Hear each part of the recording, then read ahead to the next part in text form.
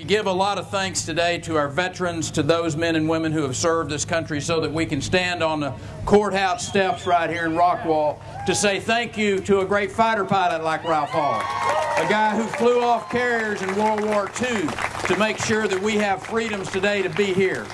And let me tell you, there are a bunch of fine young men and women halfway around the world today out there in the deserts of Afghanistan and Iraq making sure that we can be free. God bless them. Keep them in your prayers. Whoa. How are you today? We got any patriots in the crowd? Amen. 30 years ago this summer I came over here. Ralph was telling you I decided to try a little bit of that free market enterprise that we have in America. Come do some wheat farming or wheat cutting over here in the harvest.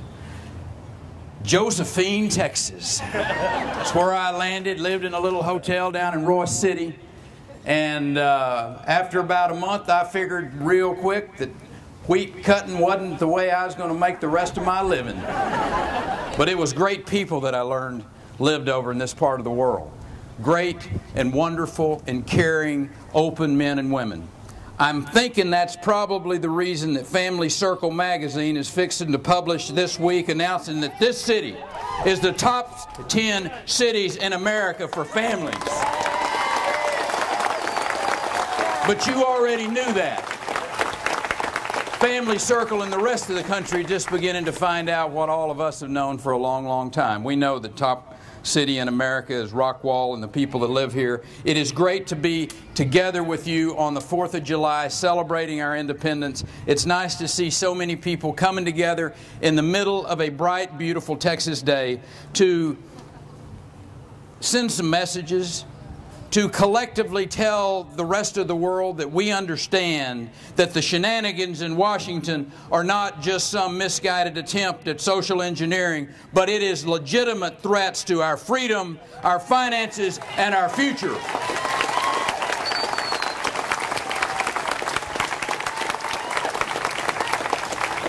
And I tell some of my liberal friends and some of my friends that are in the media. I guess I'm a little redundant there, but we're not here to preach rebellion or subversion or insurrection. We are here today to express our love of this country, the greatest country on the earth, and discuss ways to make sure that it doesn't run off the cliff. We are part of a growing movement in this country of sensible people from every race and creed, of every political persuasion, who cannot abide this ongoing assault on the values that made our nation great, the freedoms that have set us apart from all others that have ever come before us.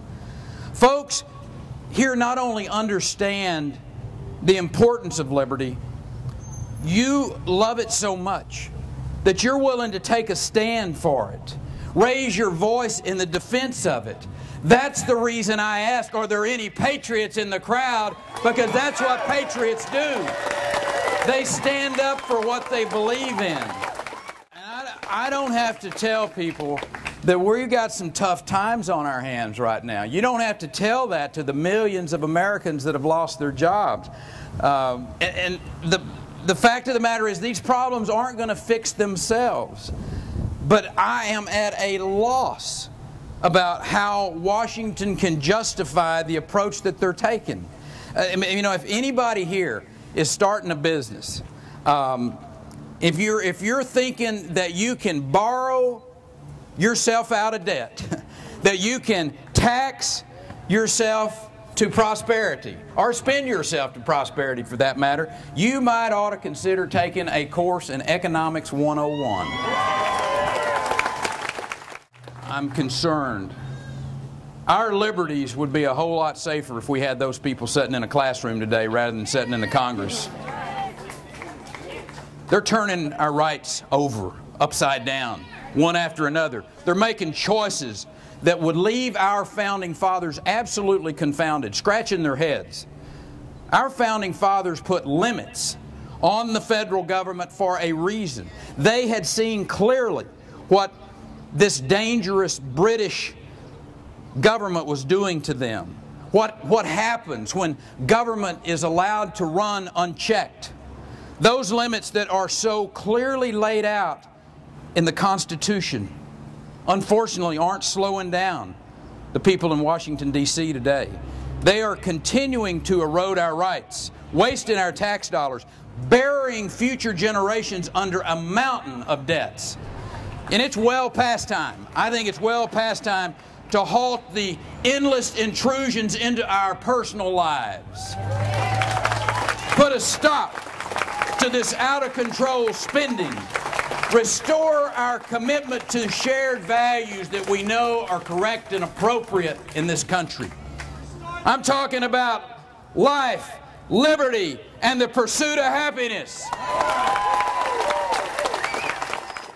We know instinctively that the route to success is lower taxes, smaller government, freedom for every individual, because, Jody, we've seen it work in Texas. Just last month, we wrapped up a very successful session of the legislature. We balanced our budget. We cut taxes for 40,000 additional small business, and we left $9 billion in our rainy day fund. Folks, that is the blueprint that Americans ought to be looking at. Standing here today, we are part of a movement that is growing. It's gaining strength.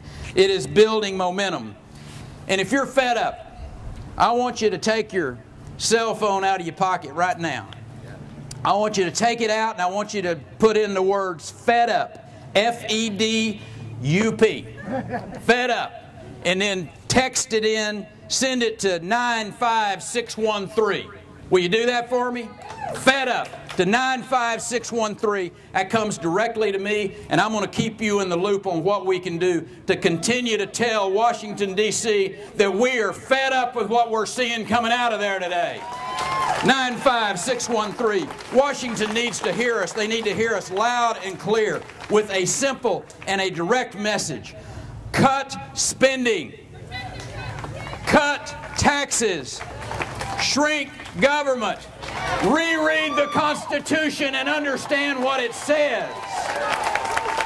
Do this, and our country will remain strong.